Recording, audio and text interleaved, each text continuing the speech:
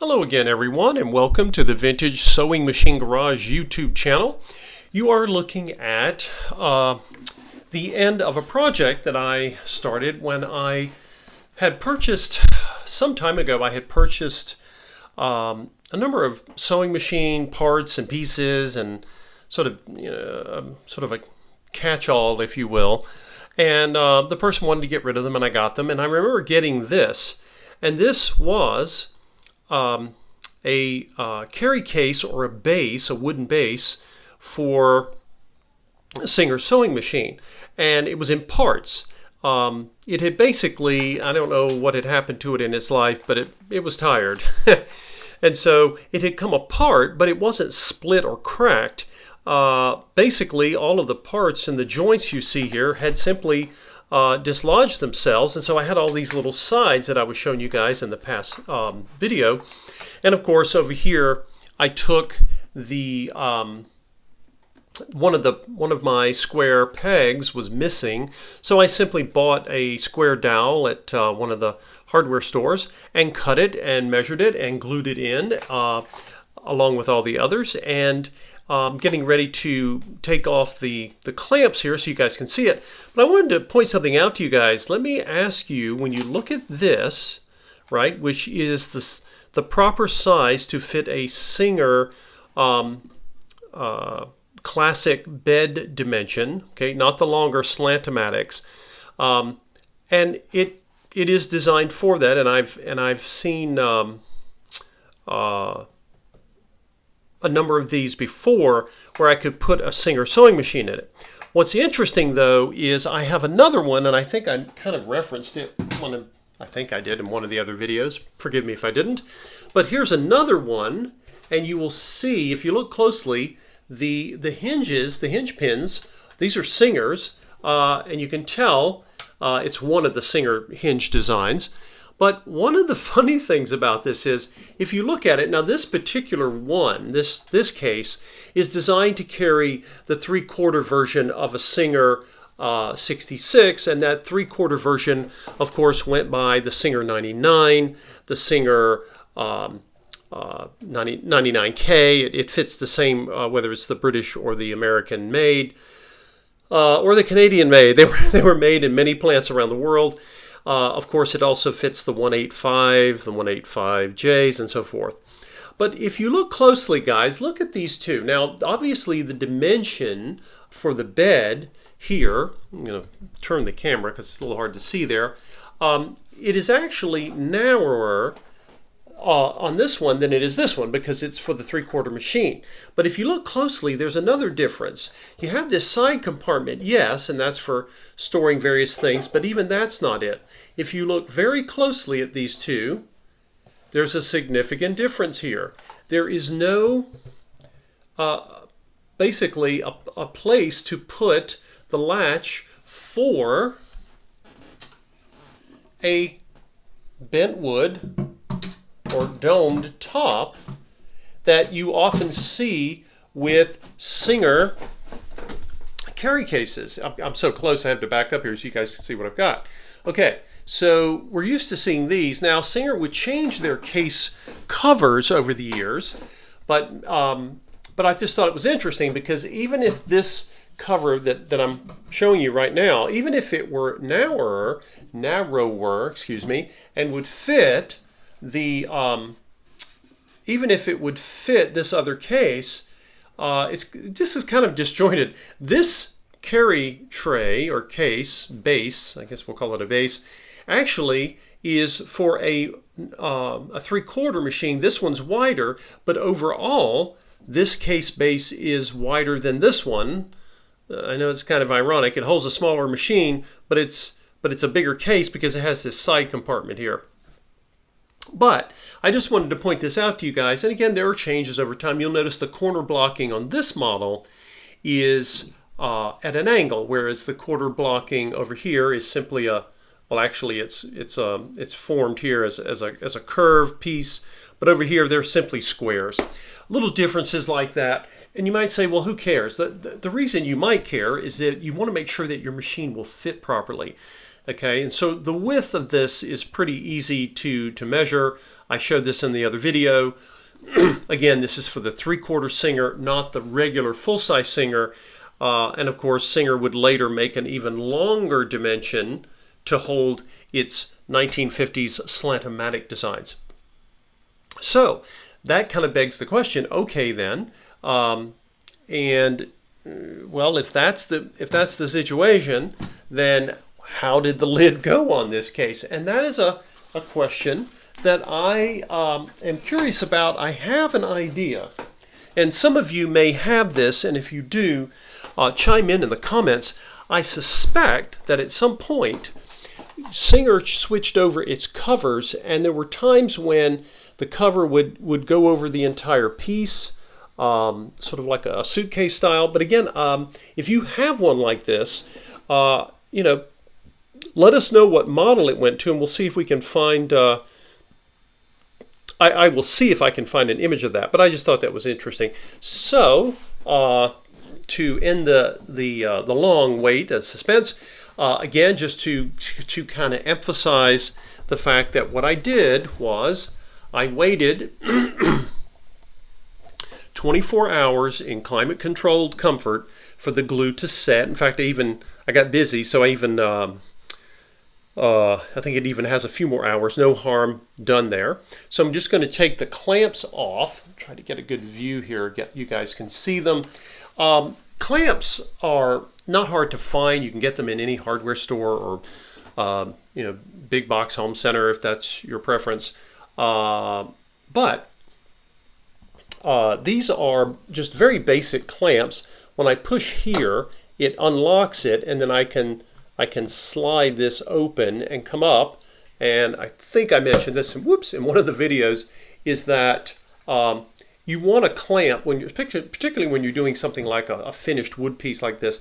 These clamps here have, I don't know if this is silicone or some kind of it's a hard rubber, sort of like a rubber mallet, but it's a little more gentle than just a piece of steel that could mar or scratch your case. And even then, even with these, you want to be careful.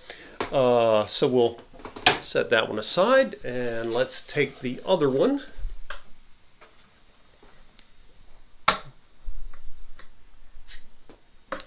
And these clamps are, they're not really costly. They're fairly simple. No one's, to my knowledge, has tried to digitize those yet.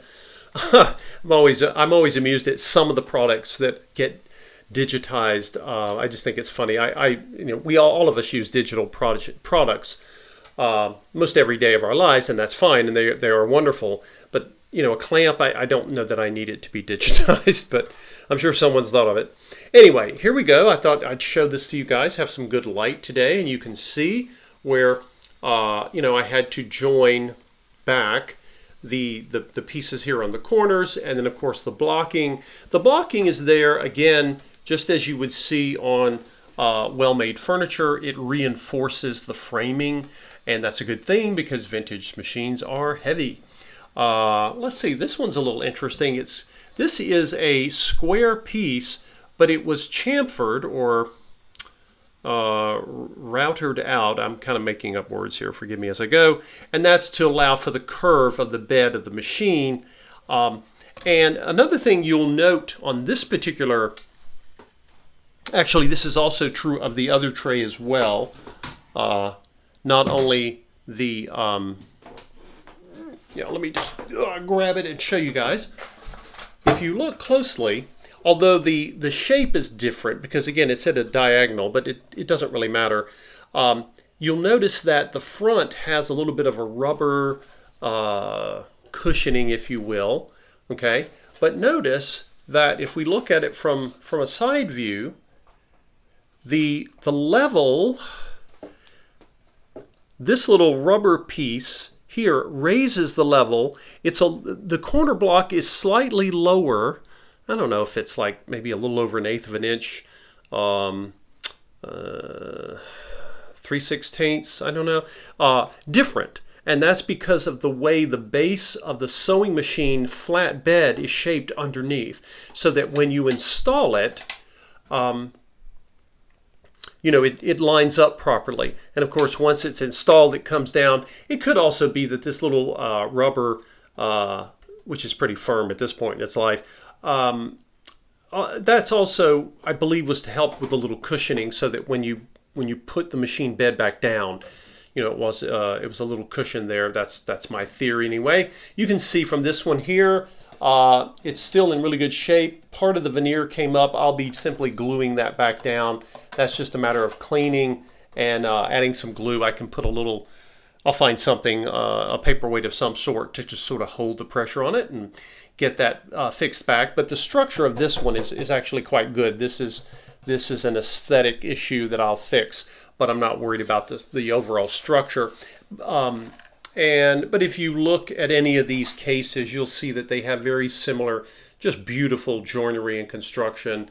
Again, this is from a time when the Singer Company, not only did they make virtually everything that went into their machines themselves, they even had their own cabinet factories and their own woodworking.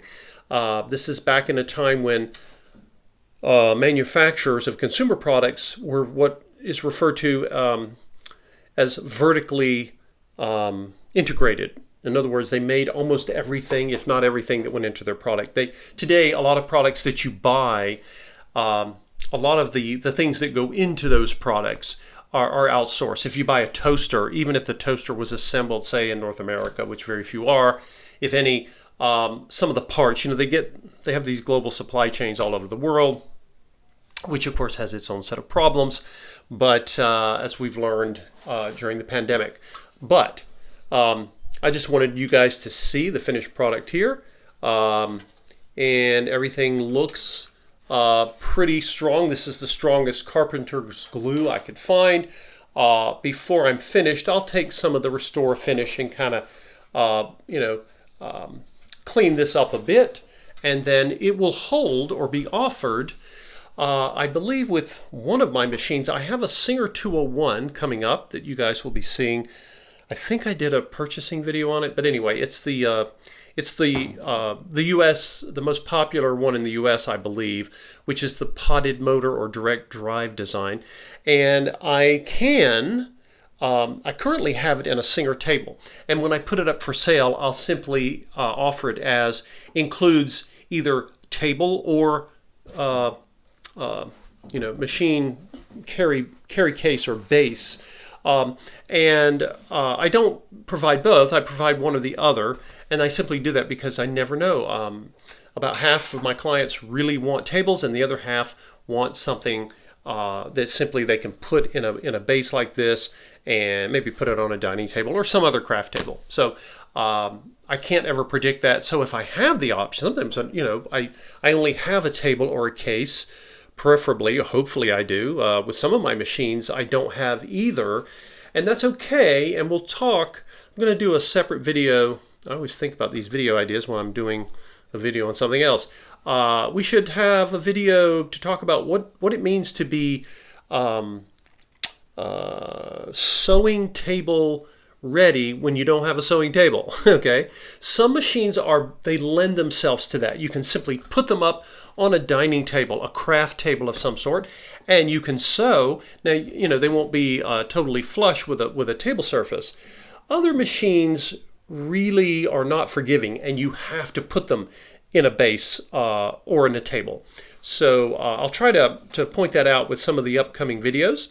But anyway, just wanted to show this to you guys and to let you know that waste not, want not. The quality of the wood is so wonderful. I couldn't just toss this away, and I had all the parts except for the one dowel I had to get. That, and like I say, it was, I don't know, $2 for the whole dowel. I still have plenty of square dowel left, and the hinges are here.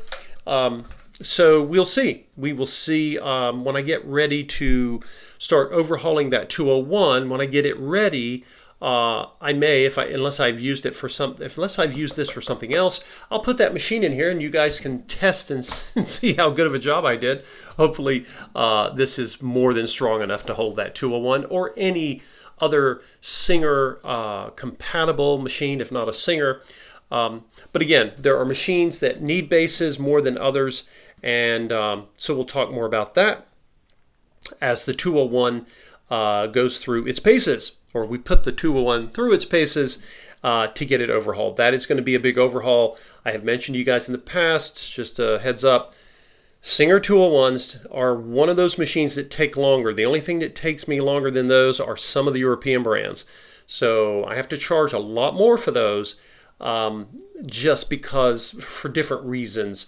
But it's all about the labor. It's almost seldom about the cost of parts. For those of you who are thinking about restoring machines, some just take longer than others. Some are more overhaul friendly than others. They can all be overhauled for the most part, most of the time. But anyway, there you go. Another piece of the past that has been salvaged and saved and ready for a new life with some machine. We'll see which one. We'll see which machine this one gets sold with.